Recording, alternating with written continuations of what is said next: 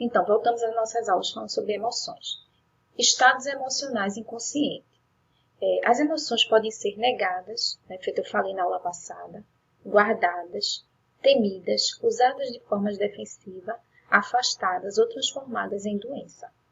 Por que tudo isso? Porque quando a gente não trabalha aquelas emoções, como eu falei, fica difícil o corpo processar tudo isso, né? Então, a gente acaba realmente transformando essas emoções em adoecimento. Freud escreveu pouco sobre emoções e afetos. Em contrapartida, ele fundamenta as pulsões, ou seja, para Freud, ele não se ligava muito nessa questão de emoções e afetos, mas ele falou das emoções e afetos como pulsão. E ele traz isso como pulsão de vida, que é aquela energia que a gente coloca para a vida, para as coisas boas, para um projeto, uma realização de um sonho, e também traz isso como pulsão de morte. Qual é aquela pulsão que a gente coloca, aquela energia que a gente volta mais para o quê? Para mais autodestruição, para coisas temidas, negadas, essa parte mais negativa que nós temos. Assim, ele designa algo parecido com instintos e pulsões. Então, exemplo, afetos ou emoções, como raiva ou fúria, eram considerados como uma pulsão agressiva para Freud. Então, os afetos ou emoções, como a gente sinonimamente fala, raiva ou fúria era considerado como uma pulsão negativa, porque se você tem um excesso de fúria, um excesso de raiva, coisa boa não vai sair dali, né? Geralmente vai sair o quê? Dá o sinônimo de quê? De destruição, dá um sinônimo de autodestruição também, porque você vai você vai se emergir de tudo quanto é de peso para você naquele sentido. Você vai carregando aquela energia negativa, aquele medo, aquela inveja, aquela raiva dentro de você. E você vai mexendo com todo o seu organismo em relação àquilo. Sentir e não identificar. Ter a sensação e não saber de onde vem. As respostas emocionais vêm de forma codificada, que às vezes conseguimos sozinhos por felicidade decifrar. Ou seja, nem sempre a gente consegue decifrar as coisas que acontecem, as emoções que a gente está sentindo. Muitas vezes a gente tem a felicidade de codificar, mas a maioria das vezes não. A maioria das vezes a gente reprime, a maioria das vezes a gente nega. Então fica difícil você saber, você não sabe o que você está sentindo. Eu estou sentindo alguma coisa, mas eu não sei o que é. Estou com uma sensação ruim, mas você não sabe nomear aquela sensação ruim. Fica difícil para você dizer se aquela sensação ruim é de medo, é de angústia, é de alguma preocupação, é de algo que vai acontecer ou que já aconteceu. Então, tudo isso faz com que você possa provocar um adoecimento, né? Pela falta do não identificar o que está sentindo. Há sentimentos diferentes que não conseguimos ter o poder sobre eles. Há surpresas que germinam do inconsciente. Nós somos uma criação, uma construção, né, de vida. Então, nessa construção de vida, coisas boas acontecem e coisas ruins acontecem também. E nessa construção de coisas boas e coisas ruins, muita coisa a gente vai negando e a gente vai jogando ali para o inconsciente. Né? Só que chega um momento que germina, quer germinar, ela vem se a gente esperar, vem se a gente perceber, e muitas vezes dão sinais e a gente não consegue juntar os sinais, não consegue captar, não consegue identificar esses sinais, né? E acaba tendo o sofrimento, o adoecimento, né? Chegando realmente no estado assim, de uma crise emocional muito profunda. As emoções, elas são reguladoras, né? Muitos estudos mostram que o aprendizado começa dentro do útero. Mesmo assim, o bebê é uma pessoa que depende de um outro para exercer o cuidado e satisfazer suas necessidades físicas e emocionais. Então, a criança, desde o ventre da mãe, ela já nasce, ela já é dependente, né? Então, ela tem aquela dependência, ela depende da placenta para se alimentar, ela depende do que a mãe ingere para adquirir os nutrientes. Então, essa dependência, quando ela nasce, ela também vai carregando ela. E nós somos, eu sempre digo que nós somos eternos dependentes. Porque a gente não tem que parar, a gente tem que deixar de pensar que ser dependente é uma coisa ruim. Não, nem sempre. A dependência, quando a gente fala uma dependência saudável, é uma dependência coparticipativa. É uma dependência que você está ali participando também. Né? Não é só o outro que está fazendo, mas você está dando sua parcela de contribuição. Então, as pessoas geralmente pensam o seguinte, não quero depender de fulano, mas a gente depende de todo mundo, a gente depende para fazer algo, para construir. São pessoas que chegam na nossa vida, e desde pequena até os bebezinhos também dependem. Né? E isso a gente não deve confundir. A gente geralmente se confunde muito, né? de ser... a solidão, a dependência. Não, você precisa sim resgatar uma dependência saudável, né? Essas emoções reguladoras. O sistema nervoso do bebê é capaz de controlar algumas funções fisiológicas, como batimentos cardíacos, mas não é capaz de regular suas emoções sozinhos. Essa capacidade só aparece mais tarde, com a ajuda da mãe, ou outro que assume a função afetiva para a criança. Ou seja, nós somos, os pais são, né, as pessoas são, né, para a criança, o responsável, o cuidador, o regulador emocional dela. É esse adulto, né, que precisa, né, que entender que ele que vai pontuar aquela criança e ele que vai nomear aqueles sentimentos. Agora, se esse adulto está adoecido, realmente essa situação fica difícil para ele fazer essa nomeação. Porque eu não tenho como ensinar aquilo que eu não sei. Eu não tenho que passar aquilo que eu não estou preparada, que eu não aprendi. Né? Então, a gente primeiro precisa se preparar, se munir dessas emoções reguladoras para que a gente possa passar essas emoções para o outro também. A mãe ou outro responsável é o primeiro regulador interno da criança. Ela que vai nomear, ela que vai diminuir, minimizar a questão dos medos, né? Quando a criança começar a sentir medo.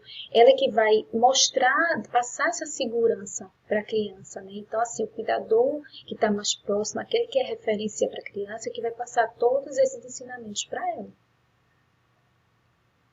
A criança não precisa só ser aprovada, confortada, mas necessita que alguém dê sentido aos seus sentimentos. É o que eu falei, ela precisa que alguém nomeie os sentimentos para ela, faça ele ter sentido, faça ela entender o que é um medo, o porquê ter medo e o porquê não ter medo, né? Porque tem o porquê das situações ali ao seu redor.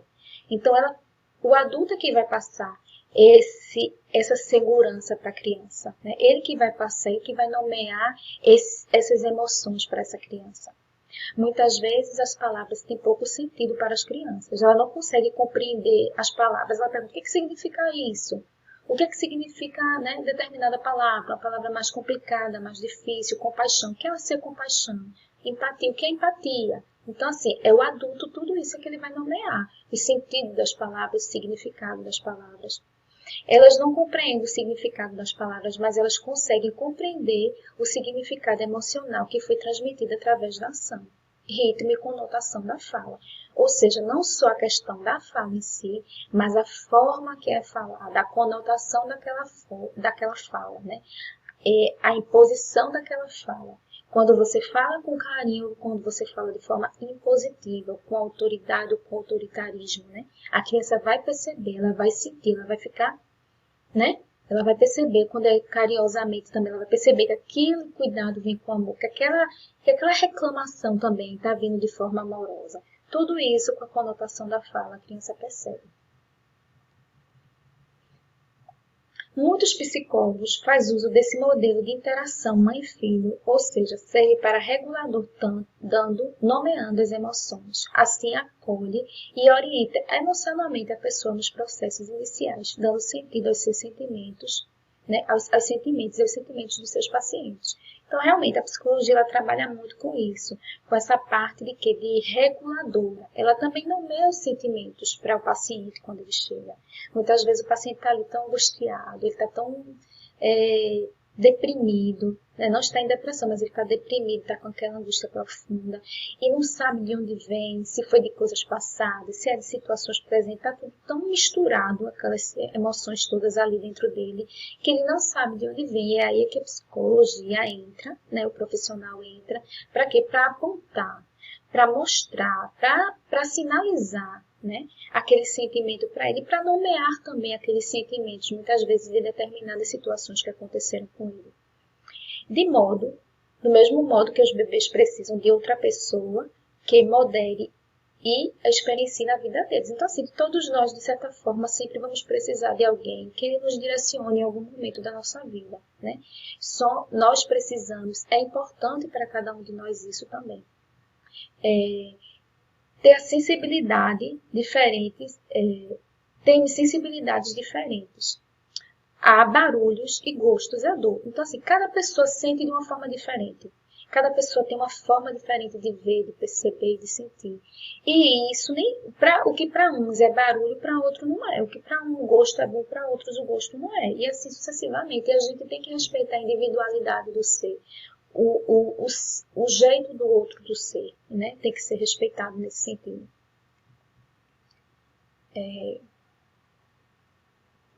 A vida é uma sucessão de sensações e emoções. Há situações que não dá para encarar a dor, mas oferecer mecanismos que ajudem a esquecê-la. É verdade, há situações que você quer tão difícil, tão dolorosa como a perca de um filho, como o luto por estar vivendo a perca de alguém tão querido da família, que você não tem como encarar essa dor naquele momento, é muito forte para você, é avassalador, né? E que a gente precisa de mecanismos que nos ajudem a esquecê-las. Então, não é nem transformar aquela dor, realmente é esquecer aquele momento de dor, né? Que nem sempre é fácil esquecer aquela situação. Algumas pessoas conseguem enfrentar determinados sentimentos, mas lutam diante de outros, né? Então, assim, para uns, uma situação é mais fácil de ser enfrentada do que para outras pessoas. Por quê? Porque somos seres diferentes. Então, eu não posso, né, exigir que uma pessoa tenha um determinado, consiga ter uma determinada um movimento em relação às suas emoções que lhe tragam bem-estar e que o outro tenha não, o outro tem a forma dele também. E muitas vezes ele está no processo de aprendizado, de um processo difícil para aprender também a lidar com aquela dor, que não está sendo fácil para ele também. Algumas pessoas conseguem enfrentar determinados sofrimentos, mas lutam diante de outros, né? Que é normal. Admitir sentimentos de inveja, medo e raiva e ciúmes é muito difícil, né? É muito difícil chocar com a sua realidade. É muito difícil encarar seus próprios sentimentos, né? É muito difícil se perceber. É muito mais fácil a gente apontar para o outro, né? Mostrar que o outro que é invejoso, o outro que não gosta, mas que a gente se olhar, se colocar um espelho na nossa frente para falar isso, realmente é muito difícil, não é fácil. As pessoas que têm percepção apurada das emoções são capazes de distinguir estados efetivos como raiva, irritação, aborrecimento e diferenciar entre estar chateado e irado, incomodado ou zangado, ressentido ou contrariado. Ou seja, às vezes você coloca as emoções tudo no mesmo patamar, né? Eu tô com raiva, né? Ou então eu tô irritado, né? E às vezes tem pessoas que não sabem dizer o que está sentindo, né? Simplesmente sai dando patada em todo mundo, mas não consegue ter esse movimento, esse contato com as suas emoções, não consegue entrar em contato com aquilo que está sentindo, né? Então, para ele, realmente fica muito complicado e muito difícil. E às vezes precisa realmente que uma outra pessoa lhe aponte, lhe mostre aquele determinado comportamento que ele muitas vezes não está conseguindo se perceber naquela conjuntura toda, naquele momento todo. Então, assim, as emoções e os vínculos familiares. Cada família tem uma cultura emocional própria. Então, cada família tem uma forma de lidar com as emoções. Cada família tem um contexto diferente, uma história de vida diferente, né? Nessas emoções. Os sistemas familiares têm suas variáveis emoções, como eu falei. Né? A família que não aceita o choro, mas aceita a ira. Ou seja, ela não quer, olha, não chore, não quero que ninguém chore, mas quando a pessoa está com explosão de raiva, ela não deixa fulano, que ele está com raiva. né? Então, assim, são dinâmicas familiares diferentes. Cada família tem sua dinâmica, cada família tem seu contexto. E isso também precisa ser analisado individualmente, né? A gente não pode colocar toda a família num arquétipo só e dizer que todo mundo é igual, porque não é igual.